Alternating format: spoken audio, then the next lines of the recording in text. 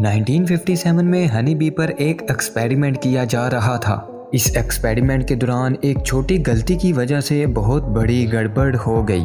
ये नोटिस किया गया कि एक्सपेरिमेंट के बाद मक्खियाँ बहुत ज़्यादा अग्रेसिव हो चुकी हैं। ऐसा मालूम हो रहा था कि अगर ये मक्खियाँ एक्सपेरिमेंट कंटेनर से बाहर आई तो ये अपने रास्ते में आने वाली किसी चीज़ को भी नहीं छोड़ेंगी, और इसी दौरान वही हुआ जिसका सबको डर था। दोस्तों, डेली कवर की इस वीडियो में एक बार फिर से खुशामदीद।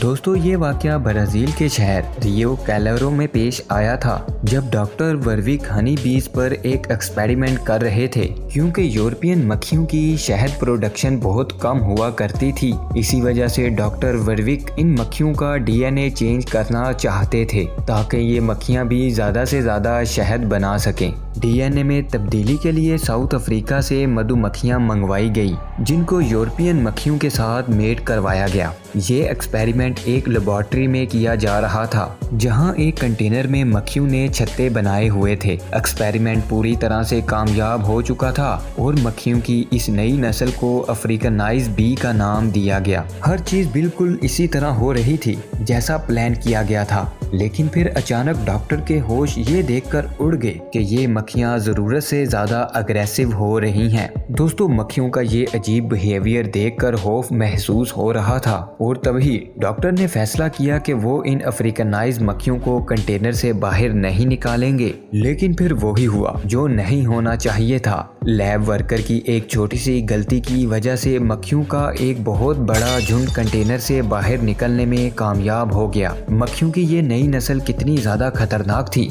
ये उनके बाहर निकलने के बाद ही पता लगा, क्योंकि निकलते साथ ही मक्खियां लोगों पर हमला आवर हो गई। इन मक्खियों को काबू करना अब किसी के बस की बात नहीं थी।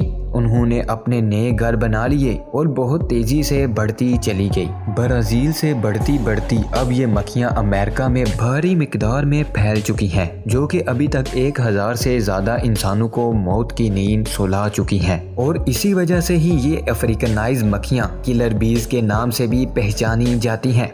दोस्तों, देखने में ये ज्यादा काली होती हैं और दूसरी मधुमक्खियों के मुकाबले में काफी ज्यादा खतरनाक भी। दोस्तों, 500 मीटर दूर से ही ये अपने छत्ते की तरफ बढ़ने वाले पर टूट पड़ती हैं, और अगर इन्होंने किसी भी इंसान या जानवर पर हमला करने की ठान ली तो हैरत अंगेज तौर पे उसका आधे किलोमीटर दूर तक ये पीछा करती रहती हैं। लेकिन दूसरी मधुमक्खियों की तरह ये अफ्रीकनाइज मक्खियां भी इंसान को काटने के फौरन बाद ही मर जाती हैं। इन मक्खियों का डंग इंसान के लिए कितना डेंजरस होता है, आखिर डंग मारने के बाद ये खुद ही मर क्यों जाती हैं? ये जानने के लिए जरूरी है कि पहले हम ये जाने कि मक्खियां आखिर हमला करती ही क्यों हैं।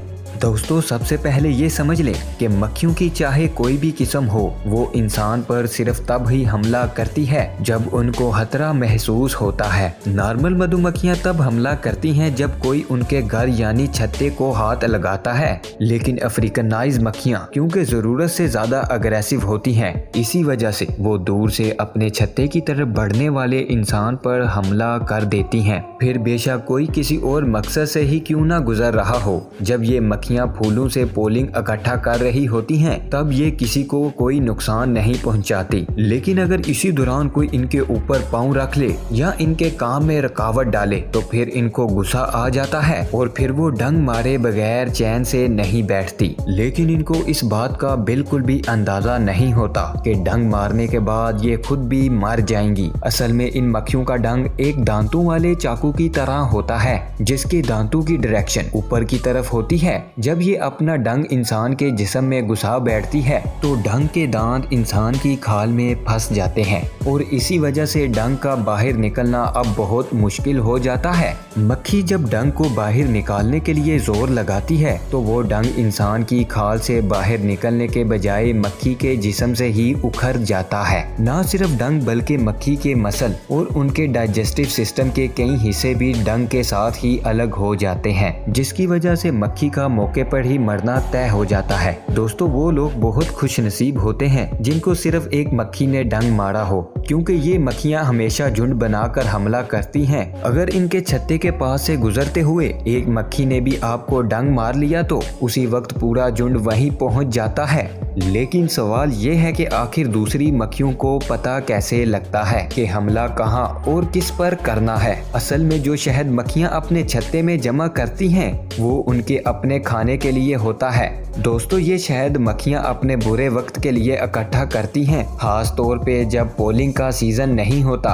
अपने छत्ते की प्रोटेक्शन के लिए कई मक्खियाँ उसके आसपास बारी बारी पहरा देती हैं। जब कोई इंसान इनके इलाके के करीब आता है तो ये दूर से ही सूंघ लेती हैं, और अगर कोई एक भी मक्खी डंक मारने में कामयाब हो गई तो इसी दौरान उनके अंदर से केमिकल रिलीज होता है जिसको फेरोमोन कहा जाता है। एक्सपर्ट्स का मानना है कि जैसे ही फेरोमोन हवा में फैलता है तो ये वहाँ मौजूद तमाम मक्खियों के लिए अलार्म सिग्नल का काम करता है। वो तमाम मक्खियाँ फेरोमोन को स्मेल करके फौरन उस इंसान पर टूट पड़ती हैं। इसी वजह से जब आपको कोई एक मक्खी डंक मारे तो फौरन उस जगह को छोड़ना ही बेहतर है। मक्खियों का डंक इंसानों के लिए कितना खतरनाक होता है ये जान लेना भी जरूरी है। जब ये डंक इंसान की बॉडी में दाखिल होता है तो ये एक टॉक्सिन हमारी बॉडी में छोड़ जाता है जिसको मेलेटिन कहा जाता है। इंसान की बॉडी फौरन इस मेलेटिन से लड़ने के लिए ऑटोमेटिकली काम करना शुरू कर देती है, जिसकी वजह से बॉडी का वो हिस्सा फौरन सूजकर लाल हो जाता है। असल में ये हमारी बॉडी का डिफेंस मैकेनिज्म जो मेलेटिन से लड़ने के लिए जिस्म के उस हिस्से को सूजने पर मजबूर कर देता है।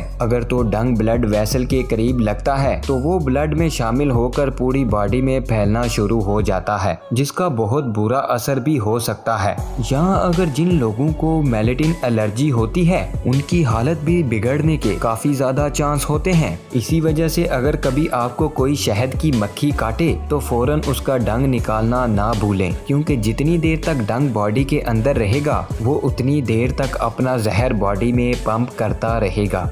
आइए दोस्तों अब जानते हैं किलर बीज के बारे में चंद इंटरेस्टिंग फैक्ट्स। दोस्तों किलर बीज नॉर्मली बहुत बड़ा छत्ता बनाती हैं जिसमें 80,000 से भी ज्यादा मक्खियां रहती हैं। ये मक्खियां परफ्यूम, चमकने वाली चीजें और डार्क कलर के कपड़ों पर फौरन हमला कर देती हैं। इनका डंक तो नॉर्मली मधुमक्खियों जैसा ही होता है, लेकिन ये अपना डंक सिर्फ 3 सेकंड में ही इंसान के अंदर उतारने की काबिलियत रखती हैं। एक मर्तबा जब इन मक्खियों का झुंड मचल जाए तो अगले 24 घंटों तक इनका गुस्सा ठंडा नहीं होता। किलर बीज के हमले की सूरत में इनसे जान छुड़ाने के लिए कम से कम 1 किलोमीटर तक दूर भागना जरूरी होता है। पानी के अंदर छुप जाने से भी ये मक्खियाँ पानी के बाहर अपने शिकार का इंतजार करती रहती हैं।